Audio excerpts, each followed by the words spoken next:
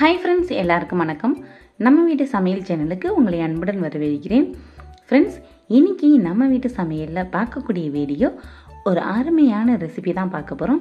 அது என்ன ரெசிபி, எப்படி பண்ணலாம்னு சொல்லி வீடியோக்குள்ளே போய் பார்க்குறதுக்கு முன்னாடி நம்ம சேனலை இது வரைக்கும் சப்ஸ்கிரைப் பண்ணாமல் பார்த்துக்கிட்டு இருந்தீங்கன்னா மறக்காமல் நம்ம சேனலை சப்ஸ்கிரைப் பண்ணிக்கோங்க ஃப்ரெண்ட்ஸ். ஓகே ஃப்ரெண்ட்ஸ், வாங்க வீடியோக்குள்ளே போகலாம். இன்றைக்கி காலிஃப்ளவர் முட்டை ரெண்டையும் வச்சு காலிஃப்ளவர் முட்டை பொரியல் தான் பார்க்க போகிறோம். அதுக்கு இப்போ பார்த்தீங்கன்னா ஒரு 3/4 காலிஃப்ளவர் எடுத்திருக்கேன்.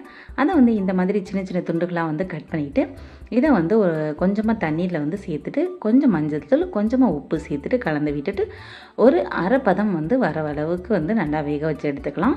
இதில் புழு ஏதாவது இருந்தால் அதெல்லாம் வெளியில் வந்துடும். இப்போ இதை அப்படியே ஆஃப் பண்ணிவிட்டு இதை ஒரு வடிகட்டி வச்சு நல்லா வடிகட்டிட்டு எடுத்து வச்சுக்கலாம்.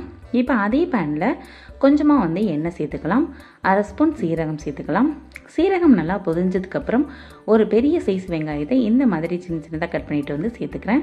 சேர்த்துட்டு நல்லா வதக்கி விட்டுக்கலாம். ஒரு பெரிய பச்சை மிளகாயை சின்ன சின்னதாக கட் பண்ணிவிட்டு அதையும் இந்த மாதிரி சேர்த்துக்கலாம். சேர்த்துட்டு அதையும் நல்லா வதக்கி விட்டுக்கலாம். இப்போ வெங்காயம் மிளகாயெல்லாம் வதங்கிட்டு இருக்கும்போது ஒரு பெரிய சைஸ் தக்காளியை சின்ன சின்னதாக கட் பண்ணிவிட்டு அதையும் சேர்த்துட்டு நல்லா வதக்கி விட்டுக்கலாம். இப்போ வெங்காயம் பார்த்திங்கன்னா ஓரளவுக்கு நல்லா வதங்கிட்டு இருக்கும்போது நம்ம வடிகட்டி எடுத்து வச்சுருக்க காலிஃப்ளவரை இது கூட சேர்த்துக்கலாம். காலிஃப்ளவரை சேர்த்துட்டு நல்லா கிளறி விட்டுக்கலாம்.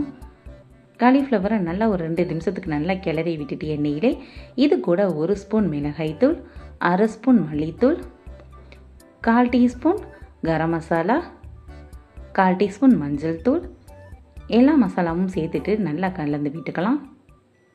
இப்போ இது எல்லாத்தையும் ஒரு நிமிஷம் நல்லா கிளறி விட்டுட்டு இதில் ஒரு அரை கிளாஸ் அளவுக்கு தண்ணீர் சேர்த்துக்கலாம்.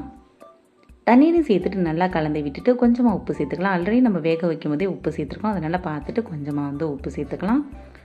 கொஞ்சமாக உப்பு சேர்த்துட்டு இதை மூடி வச்சு ஒரு 5 நிமிஷத்துக்கு இந்த தண்ணீர் மட்டும் சுண்டுற அளவுக்கு வேக வச்சுக்கலாம். நம்ம ஆல்ரெடி அரை பதத்துக்கு வேக வச்சு வச்சுருக்கனால கொஞ்சமாக தண்ணீர் சேர்த்துக்கோங்க. ரொம்ப சேர்த்துட்டிங்கன்னா குழஞ்சிரும். கொஞ்சமாக தண்ணீர் சேர்த்துட்டு இப்போ நல்லா கிளறி விட்டு தண்ணீர் இந்த மாதிரி நல்லா ட்ரை ஆனதுக்கப்புறம் இந்த மாதிரி காலிஃப்ளவர் சுற்றி இந்த மாதிரி பரப்பி விட்டுக்கலாம். நடுவில் மட்டும் கொஞ்சம் கேப் விட்டுக்கலாம். இப்போ அந்த நடுவில் கேப் இருக்கிறதுல ஒரு 3 முட்டையை உடைச்சிட்டு சேர்த்துக்கலாம். முட்டை உங்களுக்கு அதிகமாக வேணும்னா சேர்த்துக்கோங்க. இப்போ முட்டைக்கு தேவையான அளவு மட்டும் கொஞ்சமாக உப்பு, ஒரு 1/4 டீஸ்பூன் அளவுக்கு மிளகு தட்டிட்டு சேர்த்துக்கிறேன். இதை முட்டைக்கு மட்டும் ஃபஸ்ட்டு நல்லா கிளறி விட்டுட்டு அதுக்கப்புறம் முட்டை கொஞ்சம் லேசாக வேக ஆரம்பிச்சதுக்கப்புறம் எல்லாத்தையும் நல்லா ஃபுல்லாகவே கலந்து விட்டுக்கலாம். ஃபஸ்ட்டு முட்டையை மட்டும் நல்லா கலந்து விட்டுட்டு அதுக்கப்புறம் நல்லா ஃபுல்லாகவே எல்லாத்தையோடையும் சேர்த்து கலந்து விட்டுக்கலாம். முட்டை நல்லா ட்ரை ஆகிற அளவுக்கு ஒரு 2 நிமிஷம் நல்லா கிளறி விட்டுக்கலாம்.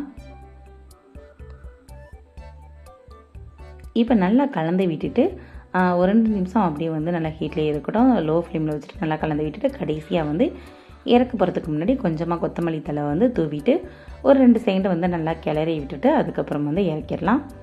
அவ்வளோதான் ஃப்ரெண்ட்ஸ். இந்த மாதிரி ஒரு முறை செஞ்சு பாருங்கள். குழந்தைங்களாம் ரொம்ப ரொம்ப விரும்பி சாப்பிடுவாங்க. ரொம்ப அருமையாக இருக்கும் காலிஃப்ளவர் முட்டை பொரியல். இதே மாதிரி செஞ்சு பார்த்துட்டு எப்படி வந்துச்சுன்னு சொல்லிட்டு கமெண்ட்லாம் சொல்லுங்கள். இந்த சூப்பரான ரெசிபி உங்கள் எல்லாருக்கும் பிடிச்சிருந்தால் நம்ம வீடியோவை லைக் பண்ணிவிட்டு நம்ம சேனலை மறக்காமல் சப்ஸ்கிரைப் பண்ணிக்கோங்க ஃப்ரெண்ட்ஸ். ஓகே ஃப்ரெண்ட்ஸ், தேங்க்யூ, பாய்.